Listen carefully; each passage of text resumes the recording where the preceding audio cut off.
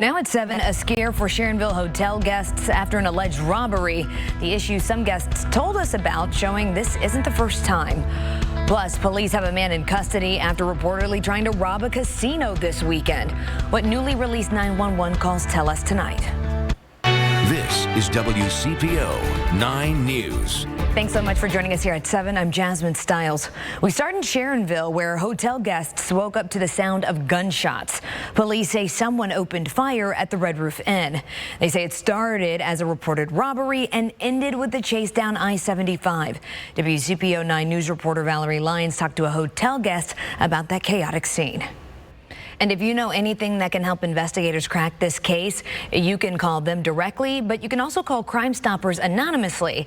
That number should be at the bottom of your screen there. That's 513-352-3040. Now we turn to our continuing coverage of an armed robbery at a tri-state casino.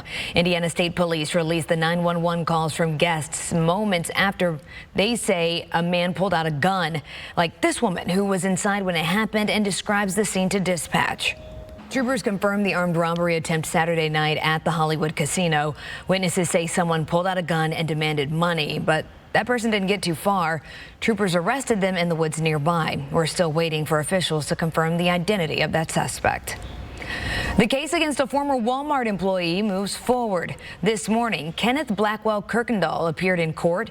He's accused of threatening a local store. Police say on Friday, Blackwell Kirkendall was fired, and on Saturday, he went live on Facebook threatening the Walmart in Evendale, his former workplace. Court records show 3 Walmarts in the area increased security after that threat.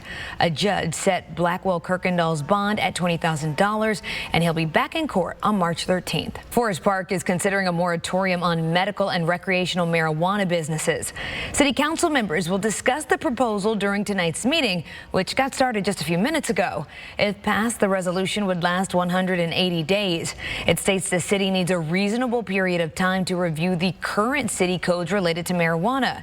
The city decriminalized some marijuana possession in 2022 and is already home to King City Gardens, Hamilton County's first medical marijuana cultivation facility, and it's also Ohio's largest.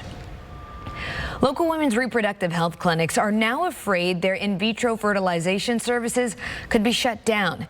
Kentucky and Ohio Right to Life groups celebrated an Alabama Supreme Court ruling saying frozen embryos are legally children. Kentucky lawmakers are working on legislation to protect IVF in the Commonwealth. Last week, they filed 2 bills on the issue. One local expert explains the decision led to several new questions, and they have no clear answers. That was Dr. Thomas Burwinkle, medical director for the Institute of Reproductive Health.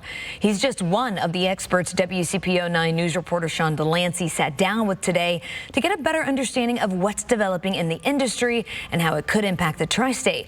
Sean will have that full breakdown for you right here tonight at 11. Local leaders are working to find solutions for Hamilton County homeowners as rising property taxes take more money out of their wallets.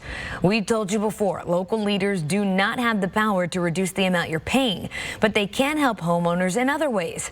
Cincinnati City Council member Mark Jeffries proposed a task force to find out which ways could help the most. He says this would bring everyone together, from homeowners and advocates to the Hamilton County auditor. Jeffrey says this still needs council approval, which means right now there is no firm timeline on when or if they could launch that task force. Tonight, people say they want more transparency from the Northwest Local School District. The district approved a master facility plan that would combine Northwest and Colerain High Schools. WCPO 9 News reporter Taylor Nimmo breaks down why the community is calling for accountability.